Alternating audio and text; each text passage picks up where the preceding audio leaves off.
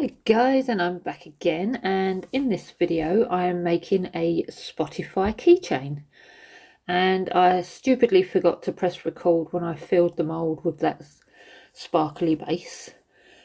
I didn't fill it completely, and then I've printed this sticker out on white vinyl inkjet paper because I don't have a crew kit, so this is the way I do all my writing and whatever. So I've just cut out that, and it sticks nicely to the resin and the colours don't run. So I'm just going to place that on and get my silicone tool to make sure it's pressed down firmly and there are no air bubbles. And then once I'm happy with that, I'm just going to cover it to protect it with a layer of clear resin. That looks absolutely gorgeous. So yeah, here I am with a layer of clear resin. It's been sat there so there are no micro bubbles. I've been doing that a lot just recently because I find I get a better outcome when I take the items out the mould. I now don't get as many bubbles, but I still get the odd one or two that creep away from me and I don't see them. But yeah, just to cover that, make sure it's in all of the corners, around the little loopy bit where the keychain will go. I rub over the sticker with the lolly stick because the only thing I do find with using this is I tend to get bubbles that sit on top of the vinyl. Whether it's because of the vinyl or the ink, I have no idea, but yeah. So that's all dried now, and just take it out. And that detail you can see there, the play button and all that, that is on the reverse of the mould.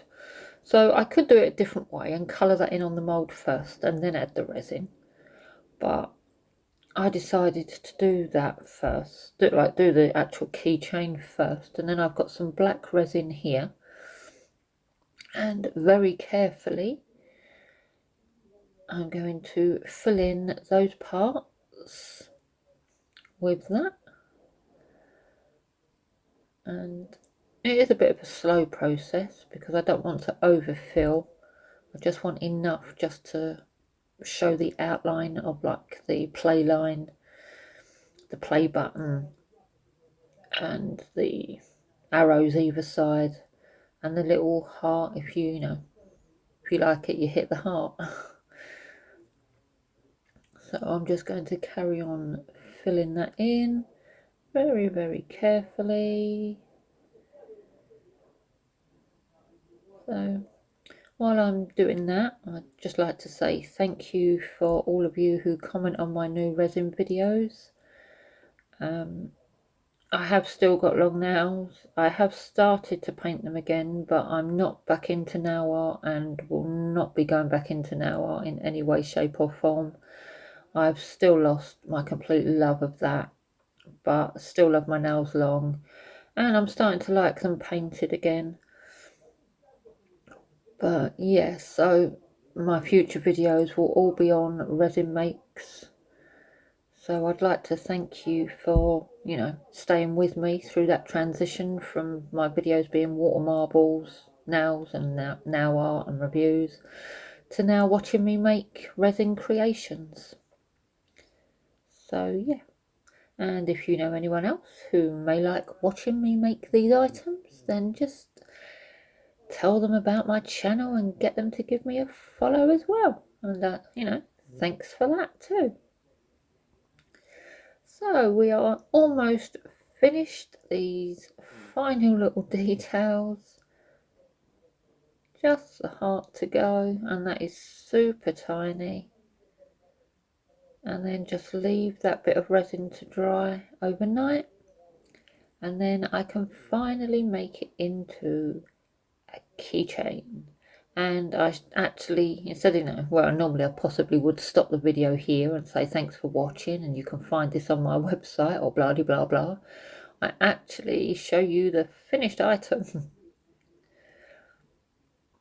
So that's all that filled.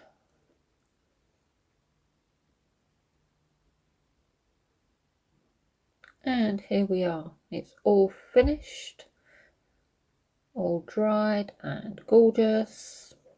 And now all that's left to do is just turn it into a keychain. So I've got my keychain bit, my pliers and my jump ring.